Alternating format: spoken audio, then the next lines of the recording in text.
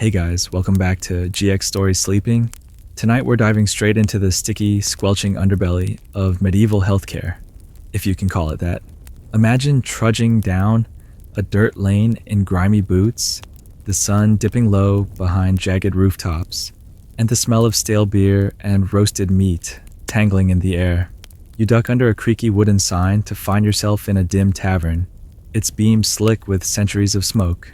The innkeeper beams at you with 3 visible teeth, offering what he proudly calls a medicinal ale. You squint at the mug he hands over. It's warm, dark, and speckled with tiny lumps. You swear that's a bit of frog spawn wiggling at the edge. A thick crust of soot floats lazily on top, because apparently burning scraps of oak and letting the ashes drop in is believed to purge bad airs. This was a fairly normal prescription in many medieval towns. Brewing ale wasn't just about getting tipsy. It was often viewed as a health tonic, especially when laced with random additives like ground sage, mustard seed, or even bits of dried wormwood. The idea was to keep your body's 4 humors balanced. Blood, phlegm, yellow bile, and black bile. It's like a chaotic internal cocktail party you never actually agreed to host. A mainstream historical note here: ale was safer than water. Much of Europe's water was so contaminated with waste that people genuinely preferred to drink beer daily. Even kids were served small beer to avoid cholera. Still, tossing frog eggs or charred wood into your cup was more folklore than proven science. Some believe frogs carried a purifying essence, a fringe tidbit that pops up in scattered herbal manuscripts. Now you take a cautious sip. It's warm, bitter, with a gritty texture that clings to your tongue. As you fight back a gag, a local healer pats your shoulder and says it'll clear out your melancholy. Scholars still puzzle over how much of these concoctions were about actual medical theory versus just sheer superstition. In truth, you probably won't survive this, at least not without a raging case of dysentery later. So, before you get comfortable, take a moment to like the video and subscribe, but only if you genuinely enjoy what I do here. And, hey, drop your location and what time it is where you're listening. I love seeing how far this sleepy little crowd stretches. Now, dim the lights, maybe turn on a fan for that soft background hum, and let's ease into tonight's journey together. You glance down again at your ale, notice a tiny leg twitching, and sigh. In medieval Europe, this was the gold standard of barside medicine. Meanwhile, a minstrel in the corner strikes up a song, his voice cracking like old parchment. You lean back on a splintery bench, wondering if tomorrow's stomach cramps will be from the ale, or from whatever else was floating in there. But for now, your eyes drift half shut, the world grows hazy, and you sink deeper into this strange, sticky world of medieval cures, soot-crusted, frog spawn, and all. Your next stop on this ill-advised medieval wellness tour lands you outside a crooked timber cottage, its tiny windows oozing candlelight like honey. A wiry village healer stands waiting, eager to address that painful sunburn spreading across your shoulders. He clucks sympathetically, then, with a flourish, opens a woven basket teeming with plump, wriggling leeches. Before you can protest, he's already plopping a few on your blistered skin. They latch on instantly, their tiny jaws piercing your tender flesh. The healer nods approvingly, mumbling about balancing your overheated humors. You try to hold still, feeling the uncomfortable tug and wet trickle as the leeches feast. In the mainstream historical view, leech therapy, or bloodletting, was one of the most common medical interventions throughout medieval Europe. Physicians believed nearly every ailment, from fever to a stubbed toe, stemmed from an imbalance of those 4 slippery humors. Leeches were especially prized for delicate areas where cutting a vein seemed too risky. It sounds barbaric today, but back then, seeing a bowl fill with your own blood was reassuring. Clear proof the bad was leaving your body. What's quirkier, though, is that these treatments weren't limited to serious illnesses. Records mention leeches being used for mild rashes, pimples, even fatigue. Some medieval beauty manuals recommended applying leeches to the face for a rosy glow. Imagine heading to a spa today and having tiny vampires nibble your cheeks instead of a cucumber mask. As for scholarly debates, plenty of historians still argue over whether bloodletting ever offered real benefits or was entirely a placebo bolstered by dramatic visuals. There are scattered cases where reducing blood volume may have slightly eased certain heart conditions, but overall it was more spectacle than cure. You wince as one leech bloats, its slick body growing heavy with your blood. The healer cheerily comments that your black bile must have been thick indeed. Then he pulls the leeches off, leaving tiny dark bites that ooze sluggishly. To seal the deal, he wraps your torso in a strip of damp linen, likely unwashed from the last patient. Standing there, half dizzy, you can't help picturing modern sunscreen ads.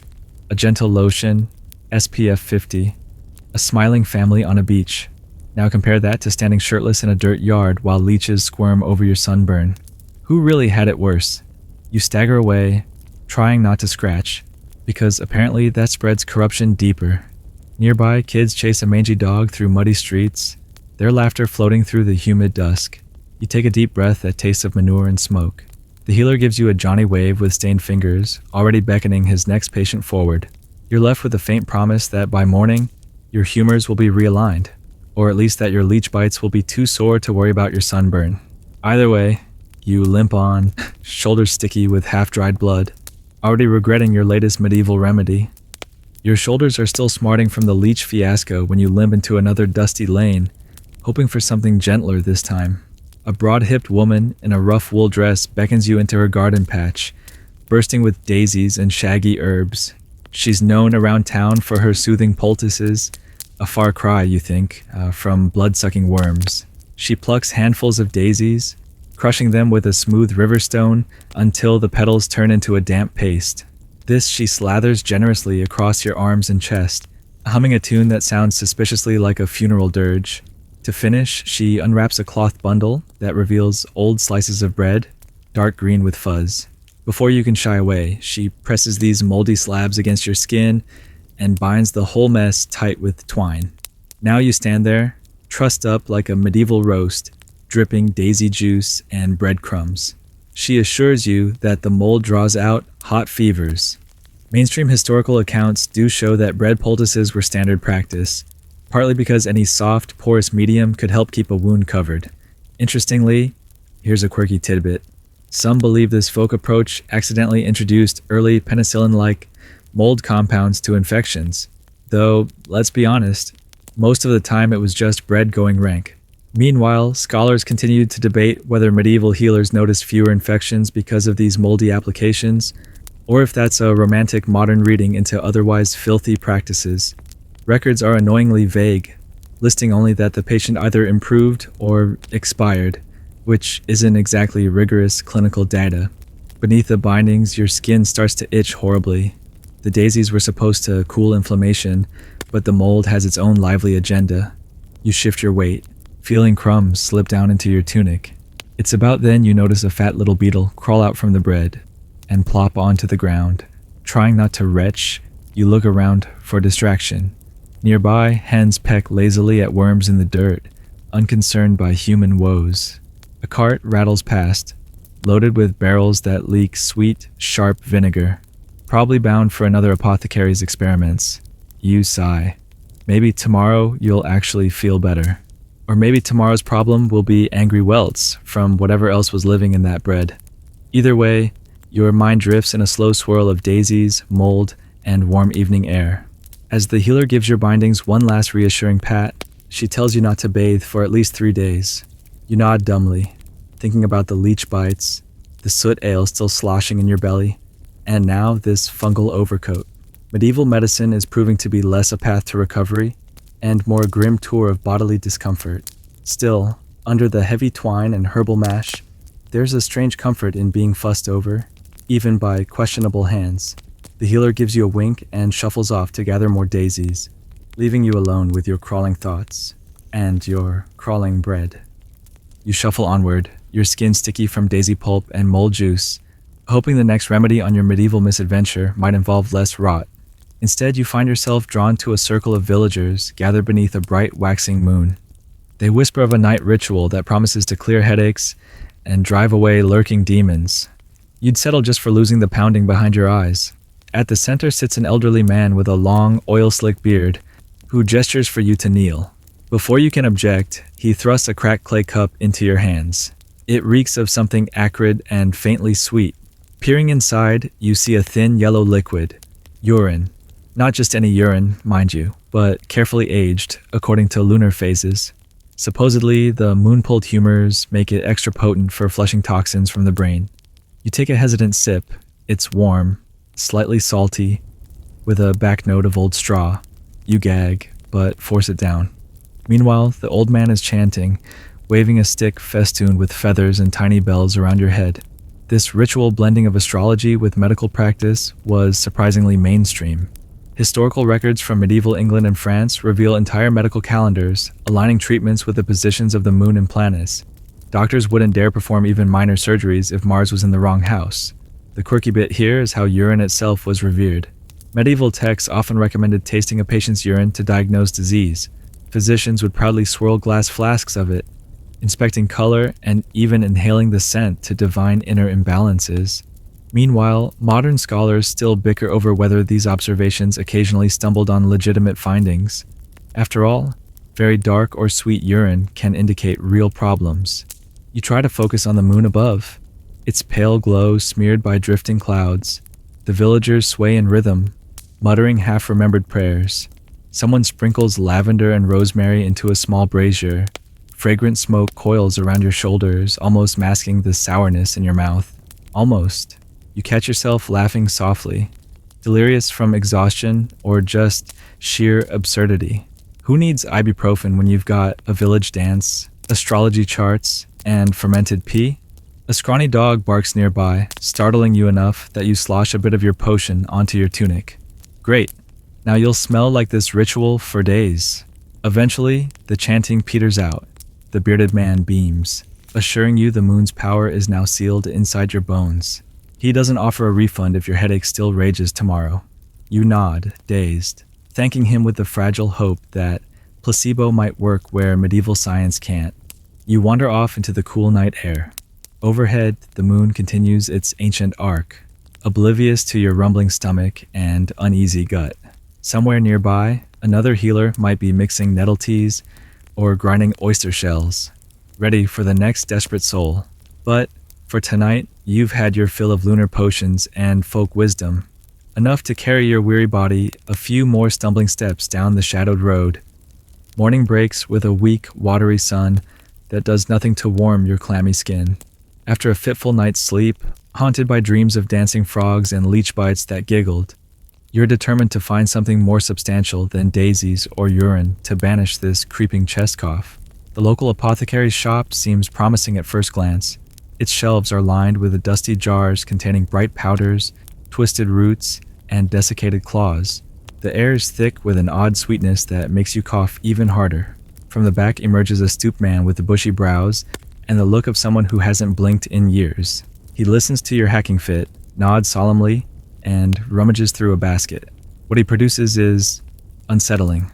A small ceramic pot, still warm, sloshing with something dark red.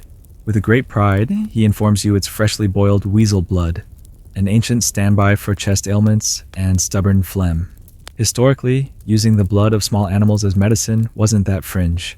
Medieval bestiaries were packed with bizarre claims that weasel blood could counter poisons, cure throat infections, even drive out devils that lurked in the lungs. The mainstream fact is that animal-based concoctions filled most medieval pharmacopoeias, from crushed snails for ear infections to spider webs for deep cuts. What's especially quirky here? Some households kept small weasels not just for pest control, but as ready pharmaceutical donors.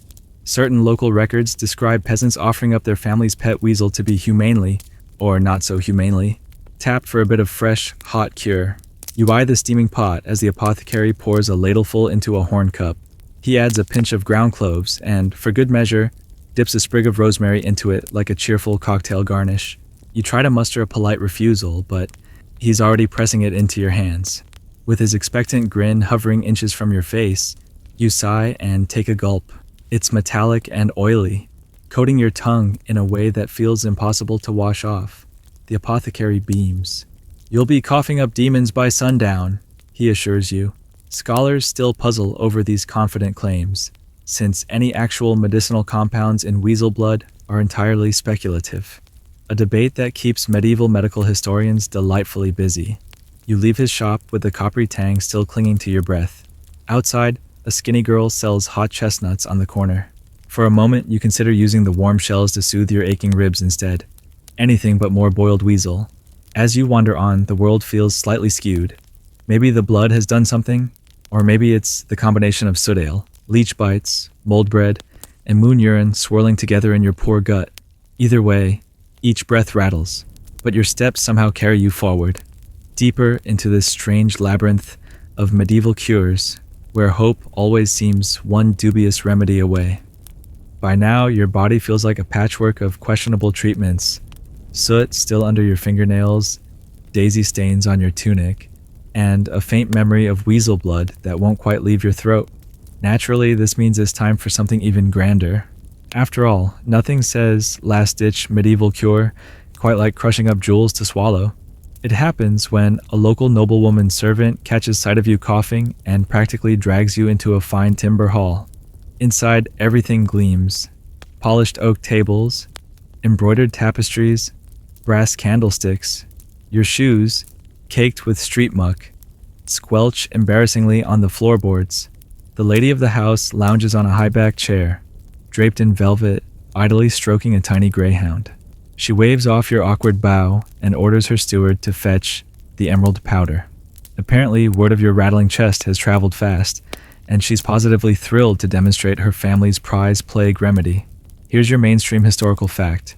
During the height of the Black Death, nobles across Europe truly believed ground emeralds, and sometimes sapphires or rubies, could purge poisons from the blood. Physicians wrote entire treatises extolling gemstone cures, often linking their bright hues to the balancing of humors. A brilliant greenstone, for instance, was thought to refresh the sight and the heart. The quirky detail is that many wealthy households kept tiny mortars specifically for jewels, grinding them to dust alongside herbs like fennel or thyme.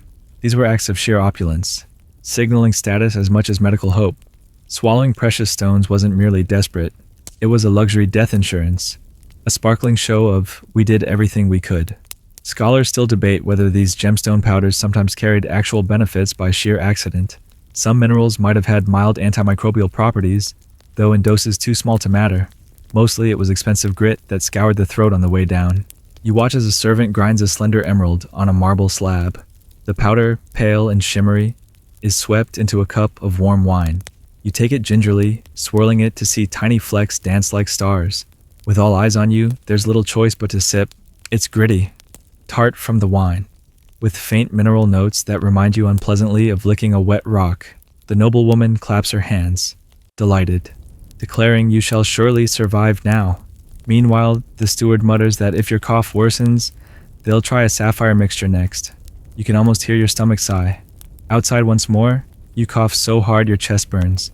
Perhaps your humors have decided to rebel. Emeralds or no emeralds. A pair of stable boys jog past, laughing about a neighbor's goat that gave birth to a two-headed kid. Clearly a sign of bad omens, they say. You just hope it's not catching. The sun dips behind clouds again, casting everything in bruised light. You hug your arms, still feeling the grit of jewels between your teeth, and wonder what marvel of medieval medicine will find you next. Somewhere deep down, a tiny absurd part of you is already curious. You've barely shuffled a few streets away from the noblewoman's hall, still spitting tiny flecks of emerald into the gutter, when a cheerful peddler calls you over. His cart is draped with animal skins, fox pelts, rabbit hides, and what he proudly holds up next, long papery ribbons of dried snakeskin. He waggles them enticingly and explains that in these parts, wearing a necklace of snakeskin is the surest way to fend off winter chills and throat constrictions. It's all about transferring the serpent's natural resilience to your own fragile human form. You're cold, your cough is worse, and frankly your judgment ran off about 3 dubious remedies ago. So you let him drape a length around your neck. Historically, this wasn't some lone crackpot idea. Medieval bestiaries and medical guides were packed with recipes involving serpents, boiled snake broth for digestive woes, powdered viper heads for plague, and snakeskin charms to protect against fevers. The mainstream fact is these beliefs were deeply tied to the idea of sympathetic magic, that like influences like. The snake shed its skin and was renewed. So by wearing it, you too might shrug off illness. A quirky little tidbit tucked into some 14th century German manuscripts even suggested that if you dreamed of snakes the night after wearing such a charm, it meant the cure was working. Naturally, you prefer pleasant dreams of warm beds or roasted fowl, but apparently nightmares of slithering things were the gold standard of health prognosis. Meanwhile, modern historians still argue whether such amulets offered any placebo comfort strong enough to bolster someone's survival odds. Some suggest the psychological security of these talismans, feeling protected by tangible objects, might have subtly nudged a patient's immune system through sheer belief. But it's all speculative, balanced precariously on fragile parchments and scattered folk tales. For now, the snakeskin rests cool and slightly scratchy against your collarbones. Its scales catch the sunlight, throwing off tiny iridescent flashes that momentarily distract you from your worsening cough. A toothless old woman shuffles by, nodding in approval at your new accessory. You give her a weak grin. Then comes the itching. Slowly at first, then maddening. You try not to claw at it, remembering your last encounter with moldy bread and how that turned out. Maybe it's just your imagination. Or maybe some tiny mites linger in the skin, still finding a new host to explore. Either way, you continue your cautious stroll through the village, hoping that tomorrow your throat might feel stronger, your breaths less ragged, or at the very least that tonight's dreams skip the writhing reptilian visions entirely. Though with your luck so far, you suspect you'll be hissing in your sleep. You wake the next morning with the snakeskin still looped around your neck, now slightly sticky from sweat. Your throat feels no better. In fact, it's rougher, and your head pulses with the same dull drum beat. As you trudge through a narrow alley hoping to find fresh water, the air shifts, heavy with a burnt, almost singed scent. You follow it to a small square where villagers have gathered around a smoking brazier. A sprightly man with a patch over one eye beckons you closer, exclaiming that your sinuses look dangerously congested. Before you can protest, he tosses handfuls of goat hair onto the hot coals. The hair catches instantly, belching oily black smoke that rolls toward your face like some foul living creature. Here's your mainstream medieval fact. Inhaling smoke, from herbs, resins, even burning animal matter, was a widely accepted remedy for respiratory complaints. Physicians swore by fumigations to drive out evil spirits or putrid airs thought to nest in the lungs. It wasn't total nonsense either. Certain smokes did have mild antimicrobial properties, though hardly enough to justify goat fuzz barbecues. The quirky detail is that goat hair was oddly popular, found in various leech books and herbals across England and France. Some scribes wrote that goats, being famously resistant to many poisons, passed along that protective magic through their very follicles. So why not burn it and breathe deep? Scholars continued to argue if these treatments offered the smallest benefit or merely added lungfuls of new irritants to an already wheezing patient. You stand there, eyes watering, nose running, every breath scorching your throat. Villagers nod approvingly, assuring you the acrid curls of smoke are pulling out the sickness. Someone hands you a scrap of linen to press against your eyes, but it does little to block the sting. Finally, the fire dies down, leaving your clothes smelling like a scorched barn. You stagger back, lungs seizing in tiny spasms. For a moment, your head feels oddly clear, likely just the shock of oxygen returning after near asphyxiation.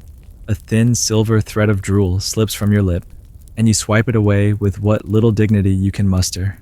Down the street, you hear bells from a nearby chapel, the deep tolls mixing with the last wisps of goat hair smoke. A boy with a basket of apples catches your eye, offering one shyly. You take it, biting into the crisp flesh gratefully. It tastes like morning and something blissfully modern, fresh, unburnt, unsuited. Still, as you chew, that smoky tang clings stubbornly at the back of your mouth. You wonder how long before your body truly rebels against these relentless medieval interventions. For now, you pat your chest, hoping that somewhere deep inside, the ghost of goat hair is actually chasing away your cough. More likely, it's just settling in for a long, smoky stay.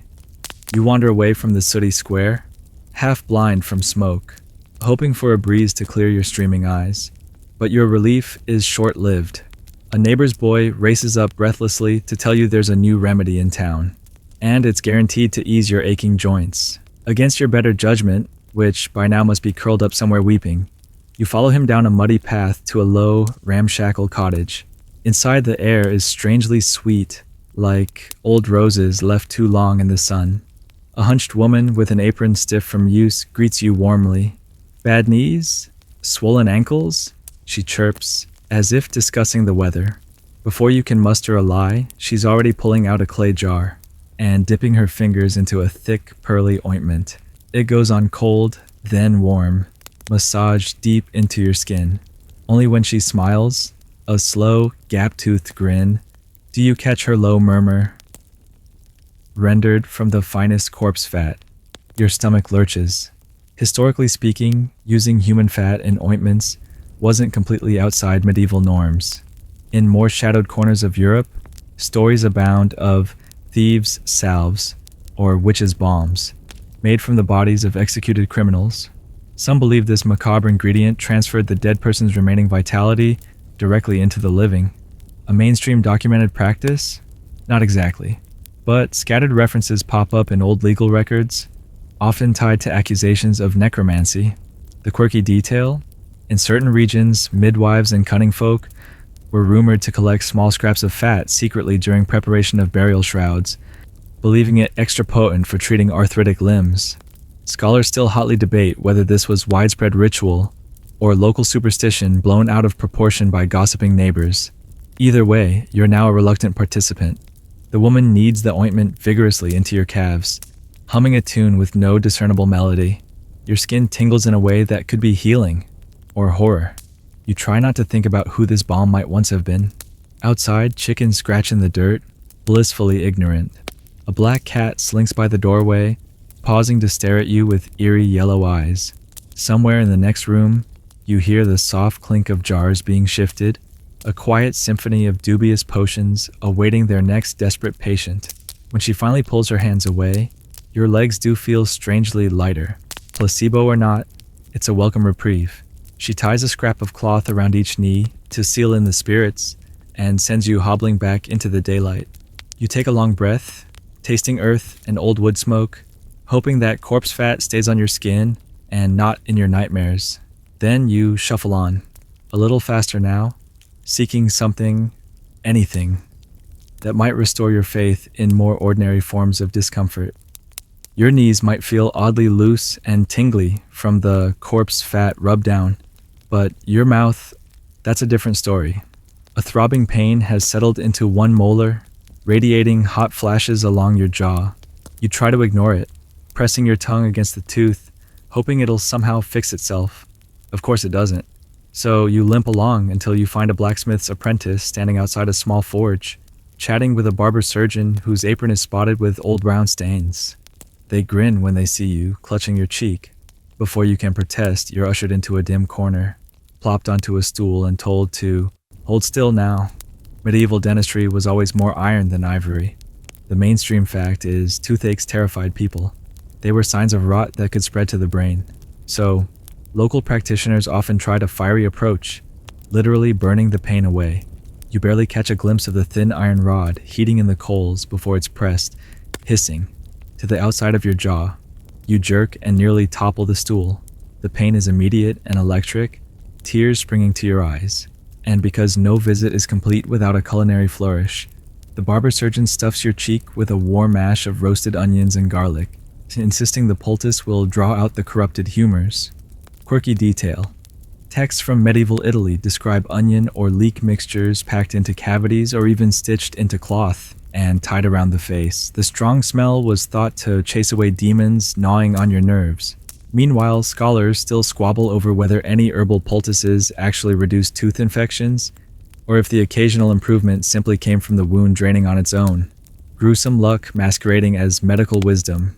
You sit there, onion juice dribbling down your chin, your cheek throbbing from both the burn and the pressure.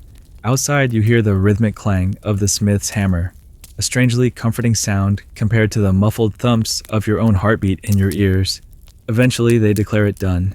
The barber surgeon pats your shoulder and assures you the pain will lessen by nightfall. Whether he means the toothache or the fresh burn scar isn't entirely clear. You stand, legs wobbly, offering a weak thanks before stumbling out into the lane. The sun slid behind more clouds, painting everything in a cold gray wash. You catch sight of your reflection in a rain barrel, cheeks flushed, eyes wild, onion bits clinging to your lips. A fine medieval portrait of health. For a fleeting moment, you long for something as simple as a minty rinse or a quiet dentist chair humming under your spine. But here, relief is hot metal, garlic breath, and a lingering question of whether the cure is truly kinder than the disease. You shuffle away from the forge, mouth still tingling with burnt nerve endings and onions, hoping to avoid any more well-meaning helpers.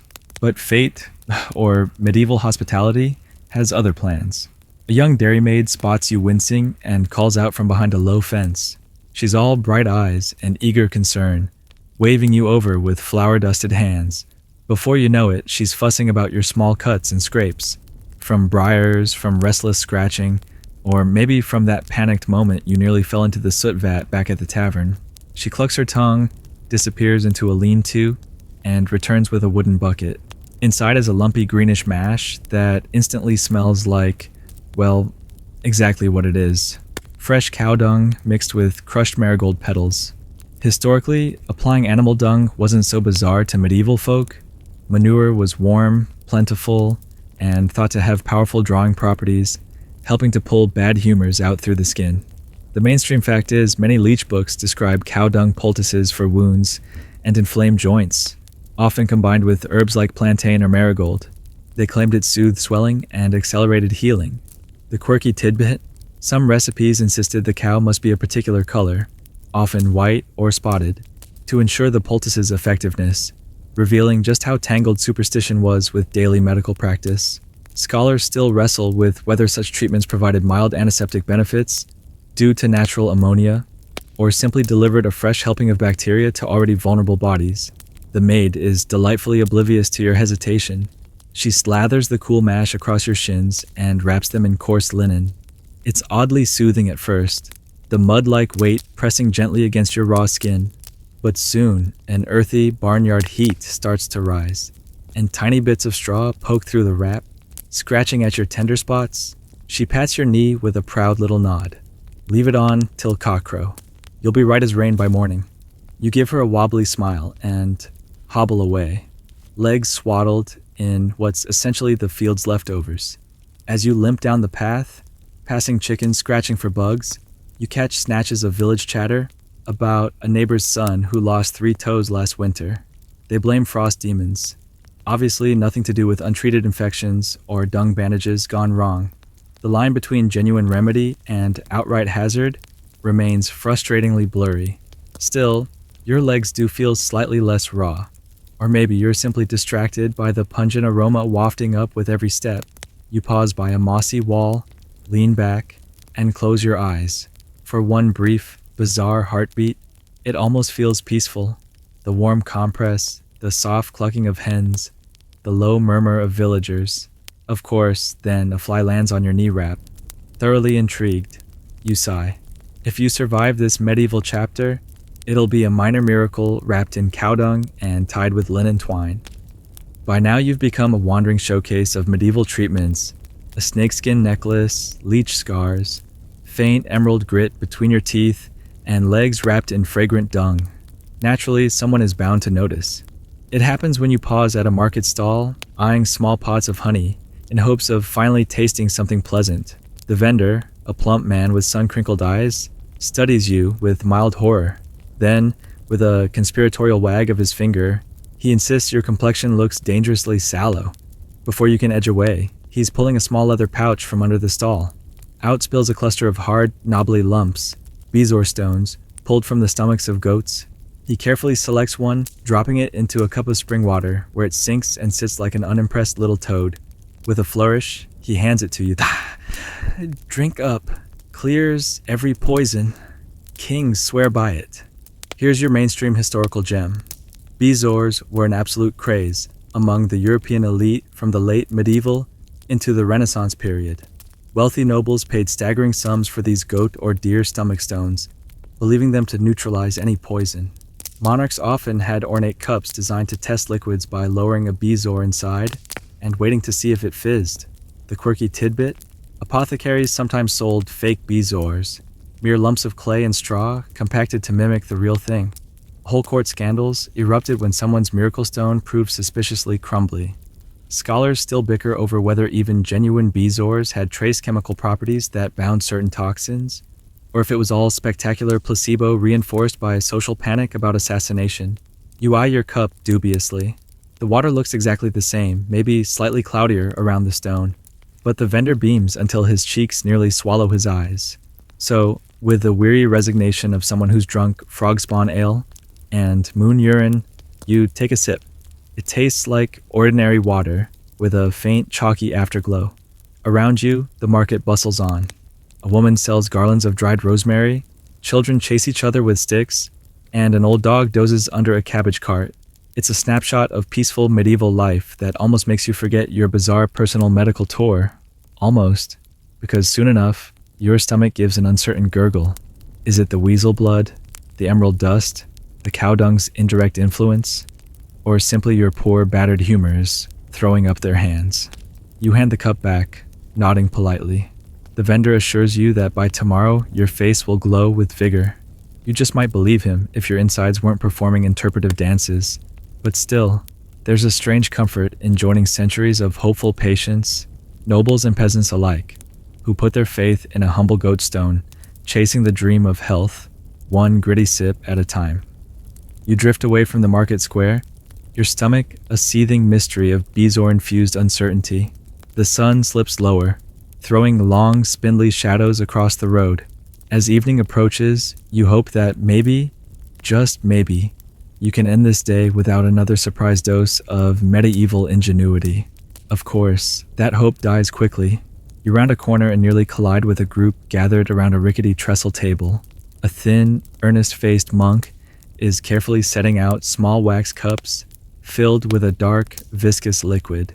His audience looks on with rapt fascination, hanging on every word about divine purging and soul-deep cleansing.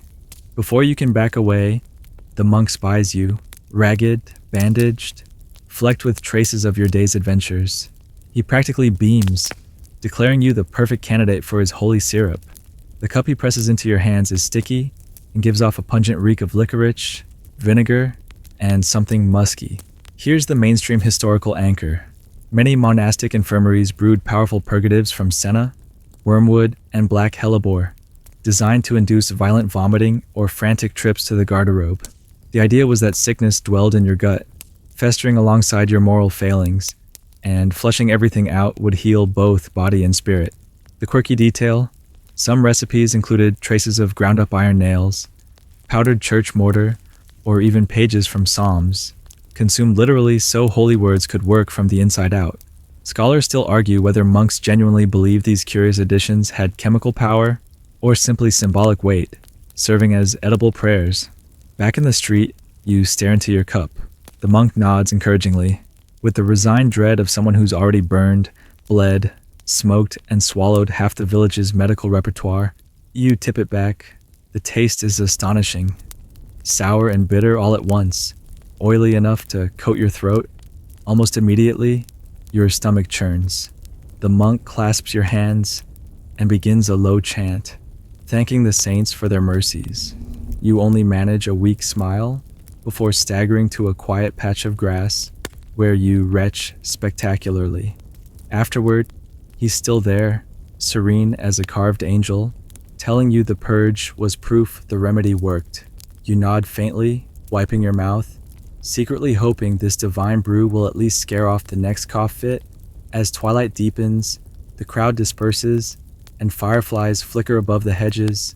Somewhere, a bell tolls for vespers, echoing through the cooling air. You stand, a little hollowed out, a little more lightheaded, wondering if tomorrow might be gentler, or if medieval Europe still has fresh horrors in store for your long-suffering humors. For now, you shuffle on beneath the rising stars, clutching your uneasy belly and hoping no one else decides your soul needs another thorough scrubbing tonight. Night has fully settled by the time you stumble upon a quiet clearing at the edge of the village. Lanterns sway gently from hooked stakes, casting trembling pools of light over a scene that, at first, looks almost festive. Then you see the healer's table. It's draped with bundles of dried lavender and bowls of gleaming pins. A middle-aged woman in a dark wimple greets you, her smile calm but her eyes sharp as she surveys your sorry state. She tells you plainly that your lingering cough, Your pale face and your unsettled stomach are sure signs of a deep wind imbalance. Naturally, the only remedy is venting, quite literally, through your skin. So you remove your tunic and sit on a stool as she lights a squat candle. She holds a slender needle in the flame until it glows faintly red, then swiftly pricks a spot near your collarbone. A bead of blood wells up. You flinch, but she's already pricking another spot along your ribs, then two more on your arms. The mainstream historical fact is that cautery and therapeutic scarification were shockingly common. Medieval physicians believed that certain fevers or persistent ailments could be cured by creating tiny outlets for corrupted vapors to escape. They sometimes burned elaborate patterns or traced astrological symbols into the skin, hoping to lure the sickness out. The quirky detail? Some households kept special cautery knives, inscribed with little prayers or protective runes. Convinced this made the cuts doubly effective. Scholars still puzzle over whether these rituals ever provided slight relief by triggering an early crude form of immune response, or whether people simply felt something was being done, which soothed them psychologically, if nothing else. You sit quietly, trying to keep your breath steady, as she wipes each fresh pinprick with a cloth dipped in rosewater. The scent is almost too gentle for what's happening. Around you, the other villagers watch with solemn faces, hands pressed over their own chests as if sharing in your purging by proxy. After she's finished her row of tiny cuts, she dabs them with a paste of crushed mint and elder leaves, murmuring a half prayer that sounds like it's meant for both of you. Your skin tingles fiercely, then settles into a throbbing heat. When you finally stand, lightheaded and newly speckled with crimson dots, she gives your shoulder a soft pat. "By tomorrow, the winds will have left you," she says with a conviction that's strangely comforting. You pull your tunic carefully back on, feeling every tender scratch. The crowd begins to drift away, lanterns bobbing off into the darkness. Somewhere, someone starts a slow tune on a wooden flute, the notes curling through the night like fragile threads. You draw a deep, shuddering breath that doesn't quite catch on a cough this time. It's small comfort, but after everything else, weasel blood, goat hair smoke, gemstone grit, it feels almost gentle. Under the velvet canopy of stars, you continue your slow journey, skin humming with new aches, mind oddly clear, wondering how many more medieval marvels your battered body can endure. You walk under the weight of 100 tiny hurts, each step a soft reminder of every pinch, burn, and questionable brew that's found its way into you over these last relentless days. The village has quieted at last. A few shuttered windows still glow, but most people have retreated behind thick doors to ward off the night's chill. And, if local fears hold true, to keep out wandering spirits that fancy a sickly traveler. Not that you'd blame them. You must look like death's little apprentice, draped in snakeskin, legs still bound in faintly fragrant cloth, faint ruby dots from fresh pinpricks lining your arms. Yet you trudge on, because there's nothing else to do in this century. Rest means hoping sleep finds you before the cough does. You pause when you spot a low stone wall, half collapsed under ivy. It's as good a place as any to sit. Carefully you lower yourself, mindful of your smarting knees, and the tender burns along your jaw. The night air is cool and heavy, with the scent of peat fires drifting from distant cottages. Somewhere, an owl hoots, a long, tremulous sound that seems to ripple right through your tired bones. The mainstream truth is that by this point, most medieval patients were simply waiting out their illnesses. All the leeches, gemstone drafts, goat hair fumigations, and even divine purgatives amounted to hopeful interference. Sometimes bodies rallied on their own, their fevers breaking like fragile waves. Sometimes they didn't. The quirky edge of it all? Records from parish ledgers occasionally mention sudden, miraculous recoveries, or equally abrupt deteriorations. Blame not on the progression of disease, but on failing to keep up a charm, or offending a hedge witch by refusing her latest concoction. Modern scholars still wrestle with these tales, sifting for threads of epidemiology tangled in superstition and fear. You lean back against the cool stone, eyes half closed. Your breath sounds a little easier, though it rattles now and then, like a stubborn drawer. You're half amused by the absurd hope that all these potions and poultices, from cow dung to corpse fat, might be battling each other inside you, waging tiny wars that somehow keep you upright. Overhead, the sky is startlingly clear, Stars blink and smolder in the blackness, careless of human woes. A shooting star arcs silently across the void. You don't bother making a wish.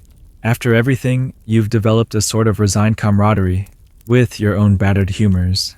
And so you sit, wrapped in your collection of medieval hopes and hazards, listening to the sigh of grass in the dark. If tomorrow comes, you suspect you'll still be coughing, still tender from burns and pinpricks, but maybe, just maybe, with fewer demons dancing in your chest, or at least with the quiet satisfaction of having tried it all, from lunar urine to emerald dust, each remedy as delightfully misguided as the last, each a tiny, earnest step in humanity's long, stumbling dance towards something like real healing. You stay there a little longer, letting the night seep into you. Each breath draws in the coolness of damp earth, the faint spice of wood smoke, and something sweet you can't quite name. Your pulse slows. Even the persistent itch of old leech bites and faint sting of pinpricks start to fade, replaced by a warm, spreading heaviness. Your thoughts drift lazily. You picture all those bustling market stalls and narrow lanes, the bright scraps of cloth fluttering from windows, the soft murmur of neighbors exchanging gossip about whose remedy worked best this week. The medieval world, with all its strange certainties and hopeful errors, becomes a dim tapestry around you, muted and gentle. Your limbs grow heavy. You imagine sinking into a thick feather bed, clean linens pulled snug under your chin, candlelight flickering against wooden beams. Even your cough seems softer now, more of a sleepy sigh. Outside that dream room shutter, an owl might still call, but it feels far away, part of another life. So you let your eyes close, drifting toward a place where no goat hair burns, no corpse fat ointments wait, just the hush of your own breath, steady and slow, pulling you deeper into quiet. And in that stillness, you are safe. Here in this odd, tender pause, between one century's old fears and tomorrow's small hopes,